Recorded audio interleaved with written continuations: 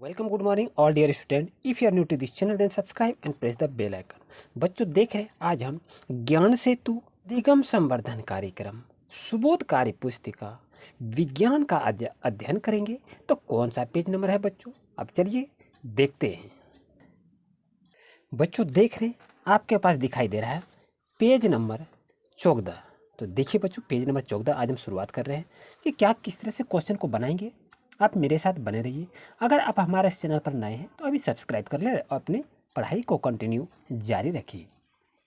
बच्चों देखिए क्या लिखा हुआ है कि पदार्थ के गुणों को लिखने के दौरान सीमा कुछ बातें लिखना भूल गई। आप उन बातों को पूरा कीजिए। क्या कहता है, पूरा कीजिए। कैसे पूरा करेंगे, तो यहाँ आप देख रहे बच्चों क्या है, यहाँ लिखा है दिखावट, तो यहाँ लिखेंगे संप्रियता और यहाँ लिखेंगे घुलनशीलता। बच्चों अच्छी तरह से देखें, आपको दिखाई दे रहा होगा ये आपका घुलनशीलता है। और 4 नंबर में देख रहे हैं उत्प्लावकता और 5 नंबर में है चुंबकत्व और 6 नंबर में आपका पारदर्शिता है। तो बच्चों इस तरह से लिखेंगे तो ये पदार्थ के गुणों को जो क्रम होता है वो मेरा फुलफिल हो जाता है, पूरा कंटिन्यू हो जाता है। आइए बच्चों देखते हैं 5 नंबर क्वेश्चन क्या कह रहा है। तंतुओं के कौन कौन से प्रकार हैं, यह लिख रहा है तंतुओं के कौन कौन से प्रकार हैं। 2 उदाहरण लिखिए। तो लिखेंगे तंतुओं के 2 प्रकार होते हैं, पादप तंतु और जंतु तंतु। आपको दिखाई दे रहा है बच्चों, यहाँ देख रहे हैं ये जंतु तंतु है और ये क्या कहता है पादप तंतु के उदाहरण है। पादप तंतु यानी पौधे के तंतु जो होते हैं उसके उदाहरण क्या होते हैं, रुई तथा जूट होते हैं। और जंतु तंतु के उदाहरण क्या होते हैं, ऊन और रेशम होते हैं। बच्चों आप अच्छी तरह से देखें, ऊन और रेशम लिखेंगे, आपको अच्छी तरह दिखाई दे रहा होगा। आइए बच्चों आगे क्लास को बढ़ाते हैं और देखते हैं। अब क्वेश्चन यहाँ है बच्चों 6 नंबर देख रहे हैं कि उत्क्रमणीय परिवर्तन से आप क्या समझते हैं। इसके कोई 2 उदाहरण लिखकर स्पष्ट कीजिए, ये क्वेश्चन कह रहा है। तो आंसर क्या लिखेंगे, जिसमें पदार्थों की मूल अवस्था को पुनः प्राप्त किया जा सकता है उसे उत्क्रमणीय परिवर्तन कहते हैं। जैसे पानी का गर्म होना, कागज को मोड़कर बनाया गया खिलौना। तो बच्चों ध्यान रहे, अब बात को समझिए कि क्या कह रहा है। ये खिलौना लिखा है इस जगह, याद रखेंगे बच्चों, ये लिखा है, पढ़िए, कागज को मोड़कर बनाया गया खिलौना। यहाँ पर खिलौना लिखा है, तो अच्छी तरह से देखें बच्चों, इस तरह से लिखने का प्रयास करेंगे क्योंकि ये जो कार्य पुस्तिका है बच्चों ये पेंसिल से लिखना पड़ता है। आप जो देख रहे हैं इसी पेंसिल से लिखना पड़ता है, इसलिए आपको थोड़ा सा धुंधला दिखाई पड़ रहा है, लेकिन फिर भी हम क्वालिटी को बढ़ा दिए हैं। तो आप अच्छी तरह से देखें और अच्छी तरह समझकर लिखने का प्रयास करेंगे।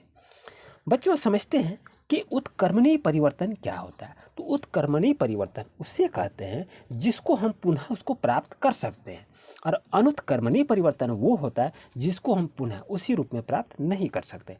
तो यहाँ पर वही कह रहा है कि उत्क्रमणीय परिवर्तन से क्या समझते हैं। तो आंसर आप समझ गए कि जिसमें पदार्थों की मूल अवस्था को पुनः प्राप्त किया जा सकता है उसे उत्क्रमणीय परिवर्तन कहते हैं। इस तरह से इसको लिखेंगे। 7 नंबर क्वेश्चन को देख रहे हैं बच्चों, क्या लिखा है कि आपके आसपास के किन्हीं दो कठोर एवं कोमल पदार्थ के नाम लिखिए। यानी ये कह रहा है कि आपके आसपास में 2 कठोर पदार्थ लिखिए और 2 कोमल लिखिए। तो क्या लिखेंगे, रुई और स्पंज जो होता है ये कोमल पदार्थ हो गया, लोहा और कांच ये आपका कठोर पदार्थ हो गया। इस तरह से इसको लिखेंगे बच्चों। आइए 8 नंबर देखते हैं क्या लिखा है कि दिए गए चित्र को पहचानिए। यानी ये किस चीज़ का चित्र है एवं उसके बारे में कम से कम 2 वाक्य लिखिए। तो ये चरखा का चित्र है, ये कोई आदमी है, ये देखिए सूता काट रहे हैं कपड़ा बुनने के लिए, है ना। आइए देखते हैं यहाँ पर क्या किस तरह से ड्रिल करेंगे, अच्छी तरह से इसको समझते चलिए। बच्चों देख रहे हैं यहाँ पर क्या लिखा है, पढ़ रहे हैं, आप अच्छी तरह से समझकर लिखने का प्रयास करेंगे। घर घर में चरखे द्वारा सूत तैयार किया जाता है। यहाँ पर लिखे हैं किया, अच्छी तरह से देखिए बच्चों, ये लिखा है किया।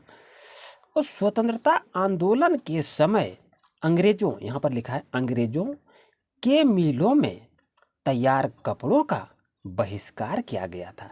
यानी यह जब महात्मा गांधी के समय में जो लड़ाई लड़ी गई तो उसमें से क्या कहा था कि असहयोग आंदोलन को गांधी जी ने शुरुआत किया कि हम अंग्रेजों से जो वो हमें मदद देते थे, कपड़ा बना के देते थे, हम उसका बहिष्कार करेंगे और हम लोग पुनः अपनी ही चीज़ को बनाकर अपने साथ यूज करेंगे और सभी भारतीयों को इसे यूज करने की सलाह भी देंगे। तो ये इस तरह से कहा गया था।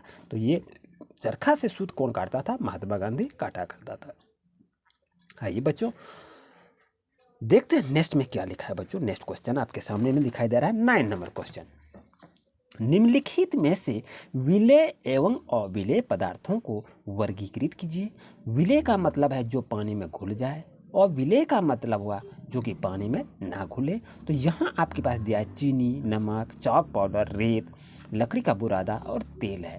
तो आप बच्चों इसे देखिए कि विलेय का मतलब होगा जिसको पानी में घुल सकता है और अविलेय में जिस पानी में नहीं घुलेगा। तो इसमें से चुन लीजिए। यहाँ देखिए लिखे हैं चीनी, नमक, चॉक पाउडर ये पानी में घुलता है और अविलेय में लिखेंगे रेत, लकड़ी का बुरादा और तेल ये सब पानी में नहीं घुलता है। इस तरह से इसको लिखेंगे बच्चों। आइए 10 नंबर क्वेश्चन को देख रहे हैं बच्चों वीडियो अच्छा लग रहा है तो लाइक कर दीजिए और दोस्तों को भी शेयर कर दीजिए, दूसरे विद्यार्थी को भी शेयर कर दीजिए। आप लोग विद्यार्थी को शेयर नहीं कर रहे हैं, क्या बात है? दूसरे बच्चे को भी थोड़ा सा पढ़ने का मौका दीजिए ना। आपके अगल बगल में जो भी बच्चे हैं उसे भी शेयर कर दीजिए, वो भी बच्चे पढ़ेंगे, है ना। आइए चलिए देखते हैं 10 नंबर क्वेश्चन क्या है। निम्नलिखित के संदर्भ में अपने अनुभव से जुड़े दो उदाहरण लिखिए। क्या लिखेंगे? हस्तचयन। हस्तचयन का मतलब ये होता है हाथ से ये चुनते हैं। तो क्या लिखेंगे? अनाज से भूसा और पत्थरों को अलग करना। देख रहे हैं अलग करना, यहाँ पर करना लिखा है। और क्या लिखा? चावल से कंकड़ को अलग करना। तो इस तरह से हम हस्तचयन विधि से हम किसी भी वस्तु को अलग कर सकते हैं जो कि हमारे कार्य में काफ़ी ये सहायता प्रदान करते हैं। अब क्वेश्चन देख रहे हैं बच्चों, आपके पास है चालन। चालन मतलब क्या होता है? चालना। तो गेहूं से कंकड़ को एवं आटा को चोकर से, अब देख रहे हैं यहाँ लिखा है चोकर से अलग करना। क्या करते हैं? चालन के द्वारा अलग करते हैं। ये दिखाई दे रहा है चालन के द्वारा अलग किया जाता है जिसे हम चालन कहते हैं, है ना। जब आप लोग बच्चों आटा से चालते हैं तो उसमें क्या दिखाई देता है कि चोकर अलग हो जाता है। ये बच्चों देखिए अच्छी तरह से आपको दिखाई दे रहा होगा, अच्छी तरह से इसको देखें क्या लिखा हुआ है। इस तरह से समझ कर लिखने का प्रयास करेंगे। आइए बच्चों उसके बाद देख रहे हैं आपके पास क्या है। 11 नंबर क्वेश्चन को देख रहे हैं। सरिता भूसों से अन्न के दानों को अलग करना चाहती है तो उसे कौन कौन सी विधि का चयन करना चाहिए? आप उसे लिखिए। तो कैसे लिखेंगे बच्चों? इसको अच्छी तरह से देखिए और समझिए बच्चों क्या लिखा है। अन्न कणों को ओसाना विधि द्वारा अलग किया जाएगा। इस बात को समझिएगा, यहाँ लिखा हुआ है ओसाना विधि द्वारा अलग किया जाएगा। आप अच्छी तरह से देखिए, हाँ आपको अच्छी तरह से दिखाई दे रहा होगा। और क्या कहता है बच्चों, यहाँ देखें, क्योंकि अन्न का भारी कण एकत्र हो जाता है और क्या कहता है, आप देख रहे हैं आपके पास क्या दिखाई दे रहा है, भूसा, है ना। भूसा अलग हो जाता है जिसे हम क्या कहते हैं, वो भूसे और अन्न के दानों को अलग कर सकते हैं। इस तरह से बच्चों अच्छी तरह से इसको देखें, समझें और लिखने का प्रयास करेंगे बच्चों। चलिए बच्चों अच्छी तरह से देखिए, आपको उम्मीद है कि अच्छी तरह आपको दिखाई दे रहा होगा। आइए बच्चों आगे बढ़ते हैं। 12 नंबर क्वेश्चन को देख रहे हैं मेरे प्यारे बच्चों, अच्छी तरह से समझिए और उसके बाद लिखिएगा। क्या लिखा है बच्चों? निम्नलिखित समूह से मेल ना खाने वाले पर घेरा लगाइए एवं कारण लिखिए। ये क्या कह रहा है कि कौन सा यहाँ समूह जो है जो अलग है, जो मेल नहीं खाता है, तो उसको लिखेंगे बच्चों। तो अगर आप इसको अलग लिखेंगे तो इसके पीछे आपको कारण लिखना होगा कि आखिर कारण क्या है, कैसे वो अलग है। तो उसको उस तरह से देख कर बच्चों अच्छी तरह समझकर लिखने का प्रयास करेंगे आखिर ये कैसे अलग होगा। 12 नंबर क्वेश्चन को देख रहे हैं बच्चों, क्या है कि निम्नलिखित समूह से मेल ना खाने वाले पर घेरा लगाइए। तो हम इसको क्या देखें, ये भी चयन की विधि है, ये भी चयन की विधि है, ये अन्न के दाने को भी अलग करने की विधि है। लेकिन यहाँ पर जो है ये कपड़ा बुनाई का एक मेथड है जो कि नियम को ये दर्शा रहा है, इसलिए आपका ये क्या हो गया, ये अन्य 3 से ये अलग हो गया। तो इसका कारण क्या लिखेंगे बच्चों, इसको देखिए अच्छी तरह से। बुनाई में एकल धागे का प्रयोग वस्त्र के एक टुकड़ों को बनाने में किया जाता है, तो ये इसका रीजन हो गया। तो इस तरह से इसको लिखा जाना चाहिए। और क्वेश्चन यहाँ पर देख रहे हैं क्या लिखा हुआ है, ख नंबर में कांच है, जल है, वायु है और यहाँ आपका दीवार है। तो ये 1 2 3 4 में से अलग कौन सा है, तो दीवार को हम अलग करेंगे। क्यों अलग करेंगे, इसको रीजन लिखना होगा ना। लिखेंगे दीवार अपारदर्शी वस्तु है जबकि अन्य सभी पारदर्शी वस्तु है। इसको अच्छी तरह से देखें तो ये इसका रीजन हो सकता है। बच्चों अब दूसरा रीजन भी आप लिख सकते हैं। आइए बच्चों आगे बढ़ते हैं, क्या लिखा है। यहाँ लिखा है गौ नंबर में कि भेड़, बकरी, ऊंट और बिल्ली। आप देख रहे हैं, तो ये चार जो दिया हुआ जीव, इसमें से अलग कीजिए, कोई एक जीव अलग करना है। तो किसको हम अलग करेंगे? ऊंट को हम अलग करते हैं। ऊंट को जब हम अलग करते हैं तो इसका रीजन भी तो लिखना होगा ना।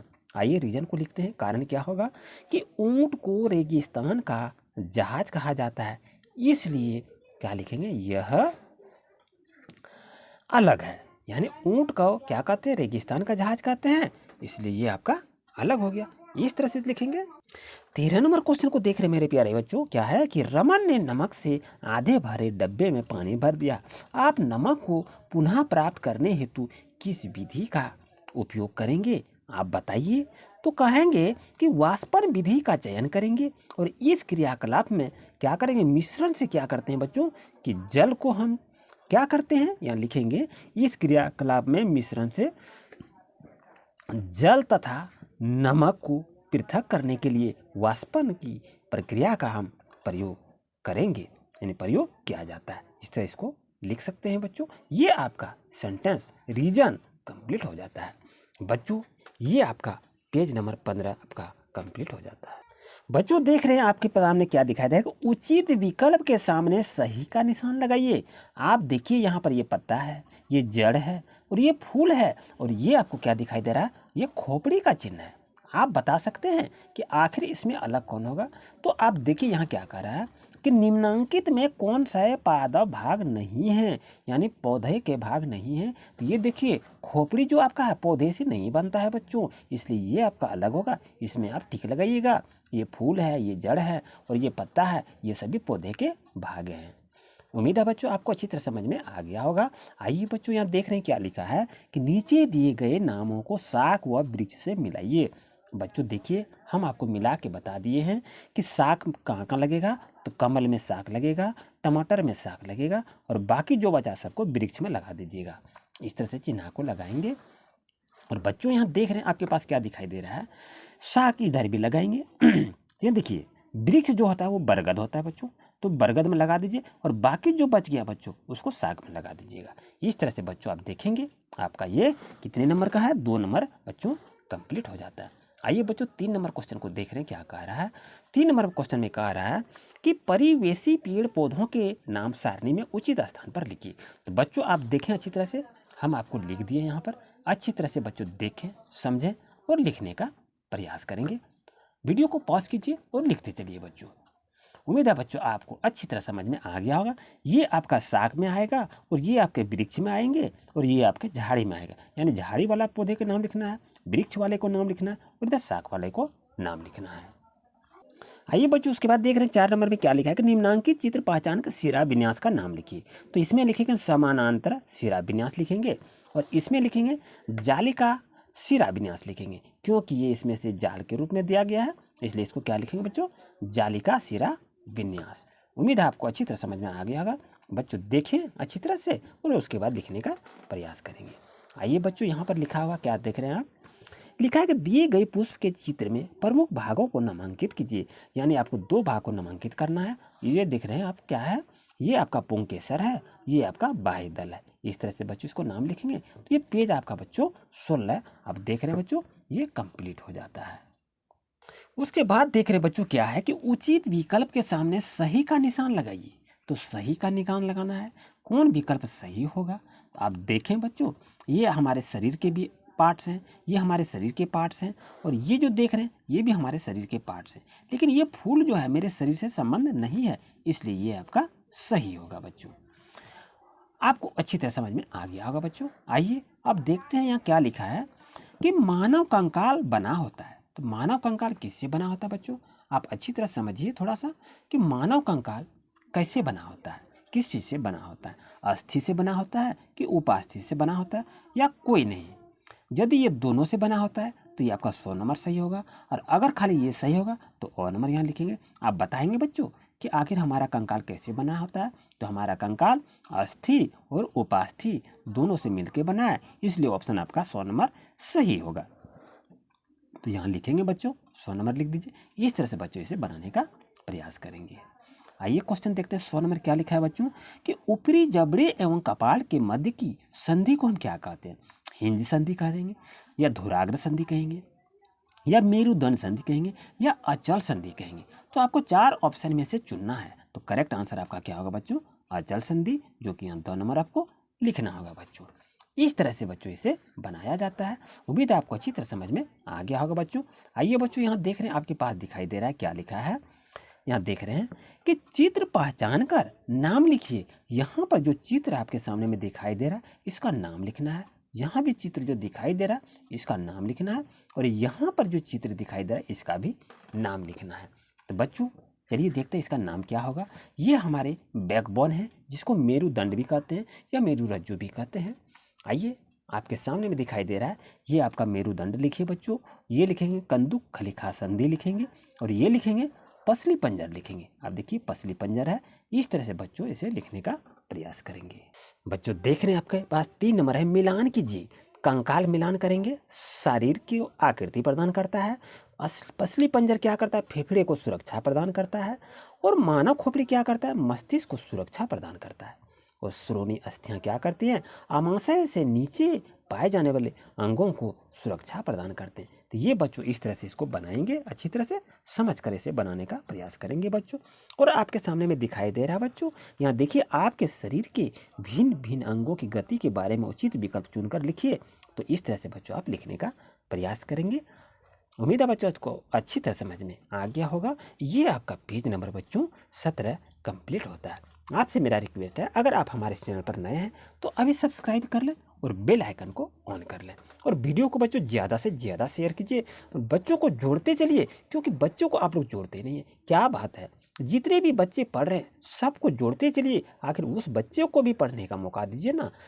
ये A to Z study point channel का मुख्य उद्देश्य है ऐसे बच्चे जो कि ट्यूशन से दूर रहते हैं, जिसको पढ़ने का कोई सहारा नहीं मिल पाता है, तो हम आपके साथ हैं बच्चों, घबराइए नहीं। जितनी बार चाहे वीडियो को देखें, हमसे कमेंट करें, व्हाट्सएप पर ही व्हाट्सएप कर सकते हैं, और हमसे एडवाइस भी ले सकते हैं कि आपको कहीं भी पढ़ने में कोई प्रॉब्लम नहीं होना चाहिए। आप मन लगाकर बच्चों पढ़ाई करें। अगर कुछ दिक्कत हो तो हमें सवाल करें, आपसे पूछिए, हम आपको हर संभव आपके सवाल का जवाब का हम रिप्लाई अवश्य करूँगा। इसका नेक्स्ट पार्ट नेक्स्ट डे में अपडेट की जाएगी। मेरे वीडियो को आप बच्चों अंत तक देखें। आपको बहुत बहुत धन्यवाद। Thank you for watching my video. बच्चों आपसे मेरा रिक्वेस्ट है कि अगर आप पिछले वीडियो को नहीं देखे हैं, आप हमारे प्लेलिस्ट में जाइए, प्लेलिस्ट जाकर देखेंगे, सारी वीडियो पड़ी हुई है। 6, 7, 8, 9, 10 सभी क्लास की वीडियो पड़ी हुई है। तो आपसे मेरा रिक्वेस्ट है, प्लेलिस्ट को जाकर देखिए और समझिए, और आप ज़्यादा से ज़्यादा कमेंट करें अगर आपको कुछ प्रॉब्लम हो तो। अगर कुछ प्रॉब्लम नहीं हो तो पढ़ाई कंटिन्यू जारी रखिए और पढ़ते रहिए। बच्चों परीक्षा में अच्छे अंक प्राप्त कीजिए, अच्छे नागरिक बनिए, संस्कारी बनिए, और माता पिता की कहना माने। Thank you for watching my video.